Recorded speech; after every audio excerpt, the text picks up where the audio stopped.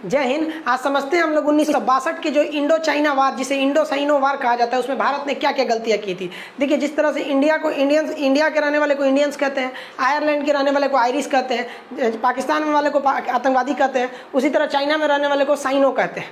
तो cyano India वार 1962 में हुआ था। उसमें कई गलतियां थी। पहली कि जवाहरलाल नेहरू को लग रहा था कि चाइना युद्ध नहीं करेगा। अब चाइना फुल टू प्लान में था युद्ध करने का, ये युद्ध टाल रहे थे। और ये युद्ध की घोषणा जानते हैं कहाँ की है? नेपाल में जाके। क्योंकि ये काठमांडू एयरपोर्ट पर उतरे तो मीडिया वालों ने पूछा कि चीनी सेना आपके यहाँ घुस गई है, आप क्या कहेंगे? तो ये कह रहे हैं काठमांडू में रह के कि मैंने आदेश दिया है कि चीनियों को खदेड़ दो।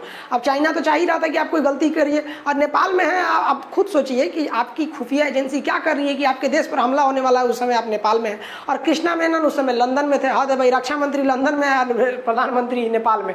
युद्ध होगा ही, थोप दिया उसने। तो एक तो जवाहरलाल नेहरू की जो नीतियाँ थी उस समय कहीं ना कहीं तो कहिए कि जवाहरलाल नेहरू अपने रिटायरमेंट के एज में आ रहे थे, और वो चाहते थे एक विश्व शांति का एक संदेशवाहक बनकर यूएनओ के महासचिव बन जाए, जैसे अभी जो त्रिवेली ये आपके एंटोनियो गुटेरस, तो उस समय चाहते। तो कहीं ना कहीं इनकी एक महत्वाकांक्षी भूमिका थी। और गुट निरपेक्ष के संगठन के संस्थापक रहते ये थे, इनके समकक्ष कर्नल नासिर थे, अहमद सुकार्नो और कर्नल मार्शल टीटो, ये लोग थे। तो ये अपने आप की पहचान एक विश्व के बड़े नेता के रूप में करना चाहते थे। इस वजह ये शांत रह रहे थे। और एक इनकी मजबूरी भी थी कि हम लोग हाल फिलहाल में आज़ाद हुए थे, इकोनॉमी नाम की चीज़ नहीं थी, टेक्नोलॉजी कुछ नहीं था। तो एक ये सोच रहे थे कि कहीं ना कहीं इनका भी सोचना एक ठीक था कि नहीं, चाइना से हमें युद्ध टालना है। तो भाई साहब, टालना है तो इसका मतलब क्या हुआ? वो चढ़ जाएगा तो हमको जवाब भी नहीं देना है। और आग में तो घी का काम किए थे हमारे ये भाई साहब। देखिए, कृष्णा मेनन रक्षा मंत्री उस समय के, इनको कोई मतलब नहीं था। पहला जीप घोटाला इन्हीं के समय में हुआ था।